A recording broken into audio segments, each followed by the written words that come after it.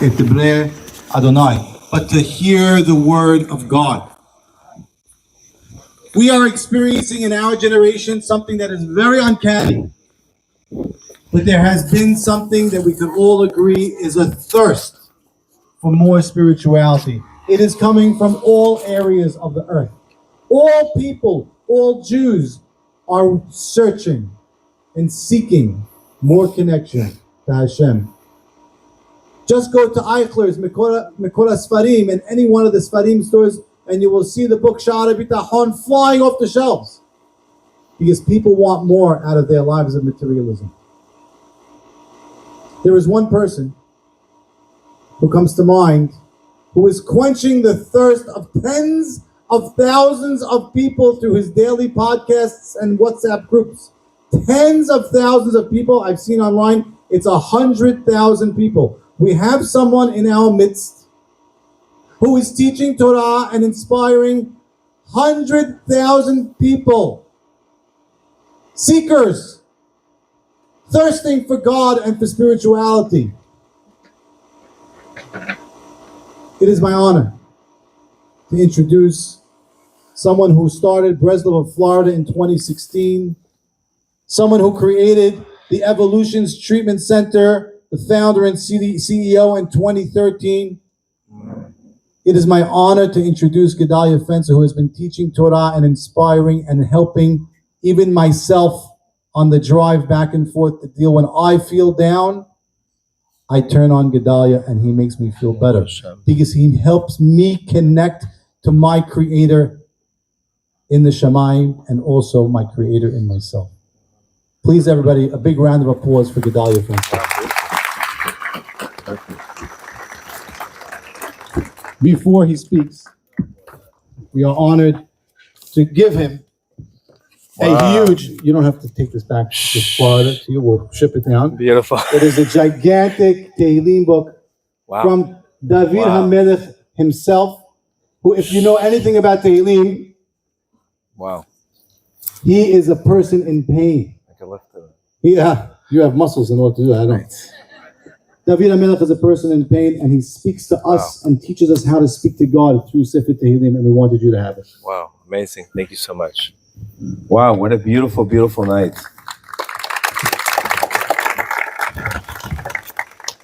There's nothing that I probably would not do for the Asulin family. I've been eating at the Rosh Hashanah dinners at their house for the past 20 years. And they've basically, I feel like they're family to me. So when Nachman, I mean, how could you say no to Nachman Asulin? I mean, how could you say no to him? I mean, sorry. When he said, listen, you got to come, I came up with whatever I needed to come here. And I think your organization is amazing. I remember you asking about this organization. I said, listen, it's needed. It's needed. You know, unfortunately, sometimes we think in life we could just throw money at everything and that's going to fix it. But I told him, you got to get more involved. You can't just throw money at everything. And unfortunately, I know sometimes, we don't, we want to deal with our kids, throw money at the tutor. You don't want to deal with this person, just throw money at your mother-in-law. I wish it was that easy. But we can't just throw money at everything in life. This is sometimes, unfortunately, I think I'm half Syrian, half Ashkenazi, Syrian for business, Ashkenazi for spirituality. Sorry, guys. But you can't just throw money at everything. And I think what Nachman really did, he's really getting involved. And believe me, mental health is a real thing. It's a real thing, and I want to talk tonight about how to really get over the edge. This organization is needed. I have a facility with a waiting list right now. With a waiting list, I have no room left. There's no question the amount of anxiety out there. And there's a lot of pain in the world. And if we don't have spirituality, we cannot elevate that pain into growth, into wisdom. And that's what the call is here. You need support. I think Rabbi Haber said beautifully, the opposite of depression is expression. We just sat in a room with 20, 30 guys. They talked things out. Nobody was judging them. They felt much better just by talking it out. Yes, my Shalom Bayit looks like Gaza. Okay, let me help you with that also. Yes, this is happening. But the fact that you can just talk things out, that itself is a huge deal. Forget if you get results. The fact that you're not holding it in is huge. And also, connection. We changed our whole recovery centers. Before we said, you know what? We have to get the best therapist. That's going to be the solution. And then we recognize it's not really the therapist. The therapists help you. But if these people don't have a connection, they're going to end up relapsing. So connection now is huge. We've transformed our facilities to have connections and to have communities. Before, we never heard of a community in a rehab center. But what happens? People come in there, they feel alone, they have low self-esteem, they feel judged, and they never spoke about their problems to anybody. So now that at least they have other people that will listen to them and non-judgmental. So you could see, I said, wow, that's the key? This is the key to healing? It's that simple. The problem is today, we're too judgmental. And that's one of the things, if you see the following that we've had in the classes, wherever you go, the first thing I tell you, the more you understand people, the less you will judge them. And the fact that you are judging them is because you're not understanding them. And you're not understanding them because you're not humble. When you start understanding people and you recognize where they come from and you understand where they are, your relationships across the board will take on a whole different world. Your marriage will get better, everything across the board, because you become more conscious. But the more we're judging people, like, who are we to judge? At the end of the day, who are we to judge? Who are we to judge?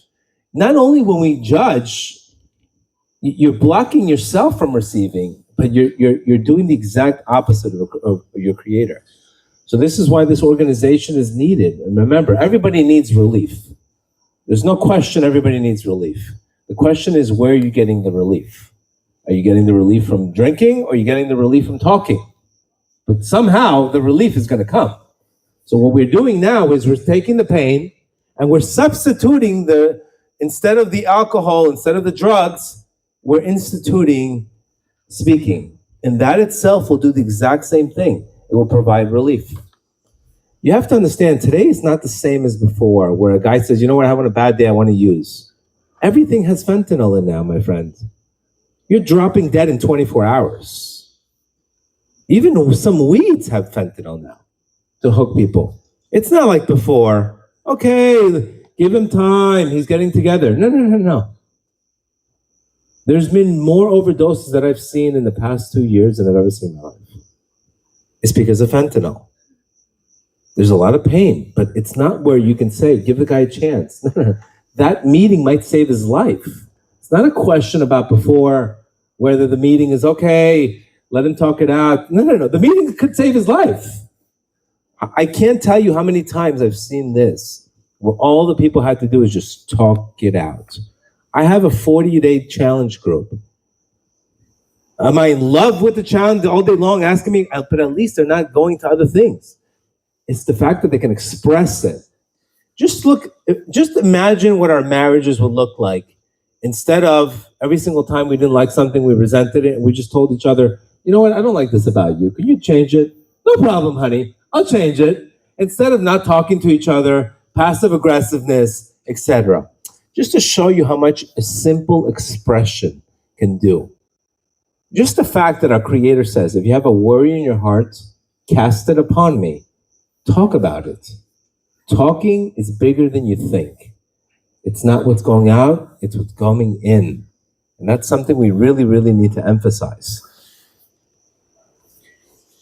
So this organization, again, it's your anytime where you're doing meetings where people have to go to a church, where you're making it easier for them. Remember, people have very low, the fact that a person already is not feeling good. Already his 90% of his mood is already not going to go to the meeting. So the fact that you could do anything to basically make it easy for him to go to that meeting, you could save his life. Because when people don't feel good about themselves, they're not going to go to the meetings. They're not going to go to the meetings. This is why this is so important, this organization. And I bless you that the money should really come from your alumni. That is the greatest blessing, that the alumni should give you the money. That the alumni should say, you know what, this changed my life. I want to give you the money. That's when you know you have real bracha. When your followers create the business. That's really the key. So I want to talk about a little bit. We're 40 days before Rosh Hashanah. It's a huge, huge, huge time. 40 days before Rosh Hashanah, and I honestly, it was so nice to meet everybody here. So many new faces, and it just to see exactly where these classes have gone. And I just want to talk about one thing, a little bit related to addiction. When I first had a gambling problem, when I was 21, 22, I grew up in Miami. Obviously, I grew up with a mentality, I want to be rich, I want to be successful, I want to get that apartment on the ocean, blah, blah, blah, blah, blah. So that led me to a very, very bad gambling addiction. At the time, obviously, the last thing I wanted to do is go into synagogue. It was not for me. It's just, there's nothing about synagogue, page 22, page 44. I mean, there was nothing there that I really wanted.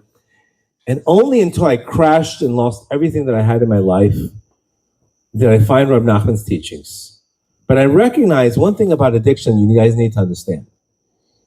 And this is why you need spirituality, not just therapy. And again, I own therapy, and I say this all the time. The therapy will tell you what you need to work on. Then you have to do the work. And I recognize, wow, my whole gambling addiction started because I had low self-esteem. Very simple. Because why at 22 years old did I need to prove to people that I was rich? Why in the world did I need to prove to them? Are they paying my mortgage? What are they doing for me? Why do I have to prove to people so much that I would go risk my whole life in gambling and deal with bookies and deal with putting myself in danger just because low self-esteem? So that taught me a major lesson, that even if you have an addiction itself and you fix the addiction, you still have to go to the original problem to fix it. Very, very important to understand that. Even if you fix the addiction, you still need to go to the original problem. That means if you don't deal with the self-esteem, and I know there's a lot of pressure on the community with money, but you need to understand something. I've been through many ups and downs in business. I've been tested many times. But any time where your self-worth is your net worth, you're going to have a problem. I mean, what happens? If the Dow Jones goes down 2,000 points, your self-worth goes down? I mean, is that the most ridiculous thing I've ever heard?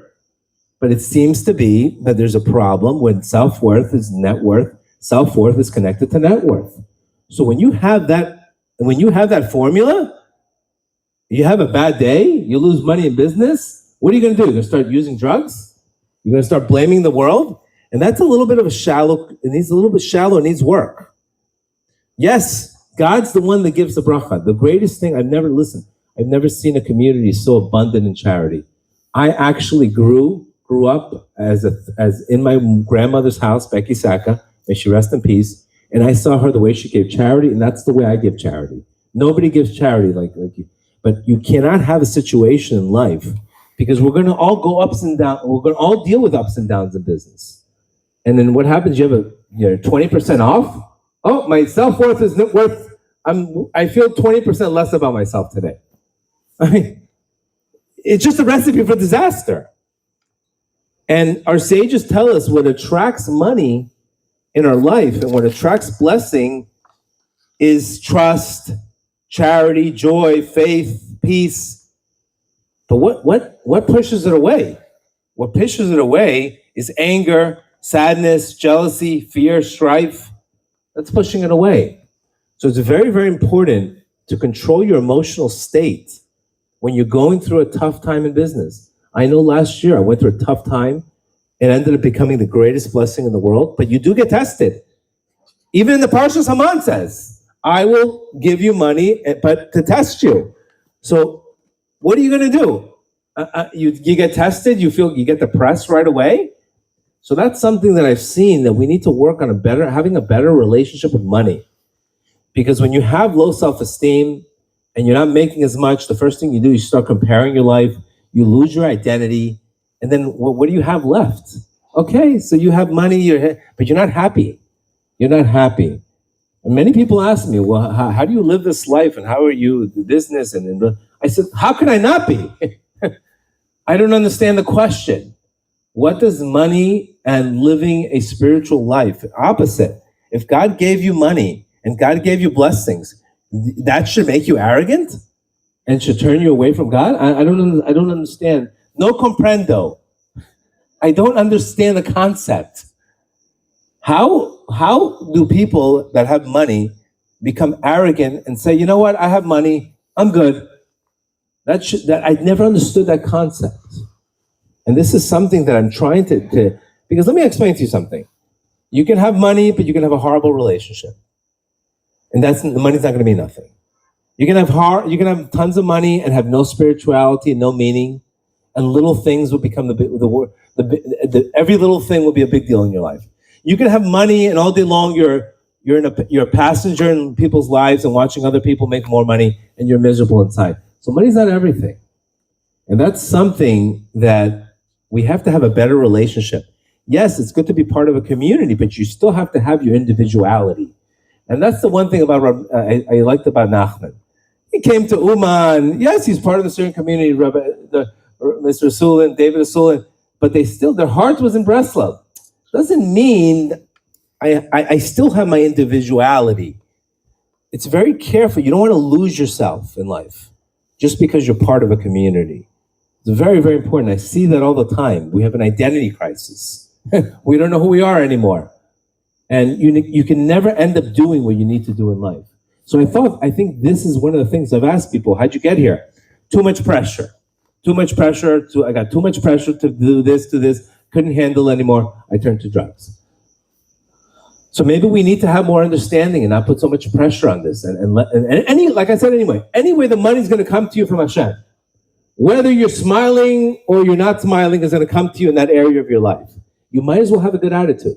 Whether you're going through a test or you're not going through a test, you might as well have a good attitude towards it. It shouldn't sink every other area of your life. But what happens is, Reb Nachman tells us very simple. He says, if you first lose your faith in God, right away from that, you're going to fall into other problems that you're not even going to be able to handle. So like I said before, we always have to go back to the original issue. My low self-esteem at the time I was gambling, no matter how much I stopped gambling and I can go to all the meetings in the world. If I don't fix the low self-esteem, that's going to be a problem. I have low self-esteem, and next thing you know, I could say, you know what, that relationship didn't work out because I was codependent. What do you think is going to happen in the next relationship? The same things keep on showing up in our lives. So our addictions are only telling us we're running away from pain. Anytime you run away from pain, that's just going to bring more pain. And what society has to do to fix this is take responsibility. So I strongly recommend, the greatest thing we could do today right now is 40 days before Rosh Hashanah. Start praying, start creating your own individuality. Start getting to a point, and I remember starting my classes, and I used to be so offended, because this person said, he's not religious enough. And I got to a point where I don't care. And I felt like $1 million. And we all have to get to that point where you have your individual course in life and you do what's right in your heart. And you say, I couldn't care less. They like it, they judge me, they don't judge me. And it's funny today, the more religious people are, the more they judge, which I don't understand. Like, what are we learning? What in the world are we learning? Like, what, have we lost everything? And this is why it's very, very, very important to have your original road. God gave you a unique soul. He gave you a unique mission. You can be part of a community. You can be part of everything, but you have to stay in your own lane. You never want to become somebody else. You never want to watch somebody else. Because what happens is you're never going to blossom. You can't blossom. And this is what I see Nachman. I see if he wasn't out of his lane, he would never create this Makor organization. He would never create it. So there's a volleyball net here. He can play volleyball all day long with his kids and whatever he's got going on. A whole amusement park over here. But the fact that he said, I need to do something. I need to create my own lane. And I think you got that from Reb Nachman's teachings. I think you got that from your father. Because otherwise, to do something like this and be out of the box, you're going to have haters. And believe me, anytime you do anything good, you're going to have haters. And this is something that's okay to have haters, guys. It's okay. Not everybody likes you. Not everybody's gonna like you, and if you have too many, if everybody's on your side, that means you're not doing anything risky. And this is a chance for you. 40 days before Rosh Hashanah. I'm not telling you to become a rebellious, but I'm telling you to be a little bit more original. Don't just become. Everybody has special skills. Everybody has special things. Don't just become put a little Moroccan in you a little bit. Get a little chutzpah inside of you. This is what Reb Nachman says. I want you to pray with a little chutzpah. Give me a little boldness. Don't just become like everybody, this and this. It's too boring. I hate to be so. So 40 days before Rosh Hashanah, ask your Creator what light, because remember, Reb Nachman tells us that each of us has a light that nobody else has. Each of us has a spark that nobody else has, that spark has to show in the world. And your job is to develop that spark, because nobody has that gift that you have. And each one of us has a different spark completely. And our job is to develop it, not to become like everybody else in life. You're not born to be a copy in life. So take these 40 days before Rosh Hashanah. Just the real happiness in life is not how much money you have in the bank account. It's going to be when you're fulfilled. I guarantee you, Nachman will feel more happy when he sees this organization than whatever money he's going to make on a business deal. I get more happy when I do my classes than I make money. I would never in a million years even think about that. But I ended up getting, and guess what? When you end up becoming fulfilled in another area, you end up making more money. Because you're not focused on it all day long. So when you focus on something is when you don't make it. But when you put your head out of it, and you do other things, and you do things for the greater good, then God gives you every area of our lives. So my blessings to all of you guys is to find your original spark. Find that spark, and I know everybody has one, whether it's through an organization or through this, but just don't be a carbon copy. Don't be a carbon copy. I don't want to hear the same thing. My sister's getting married in 2 weeks, and I'm not married. Come on. Everybody has a different life. Everybody has a different mission. Your sister's mission is completely different than yours. But we lose it if we keep on looking at other people's lives. When you compare, you're going to despair. When you live in your own lane, you're going to have fulfillment, you're going to have happiness, and you're going to have joy.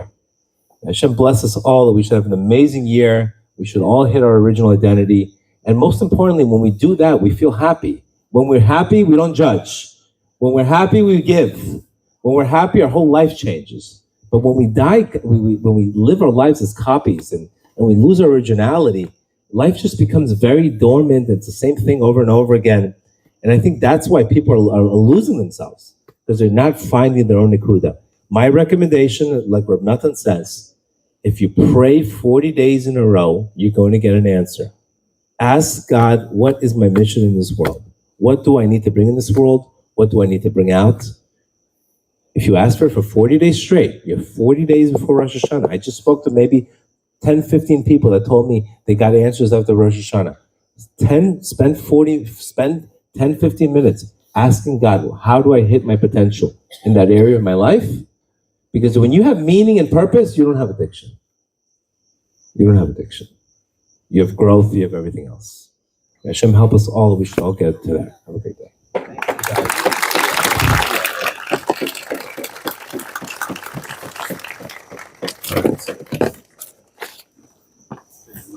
I'm good. You're gonna have to ship it. Yeah, you're gonna have to ship it. Thank you. Thank you. Thank you, guys. Thank you. Thank you. You get a picture? That's right. All right, guys. Thank you, everybody, for coming. Continue to enjoy yourself.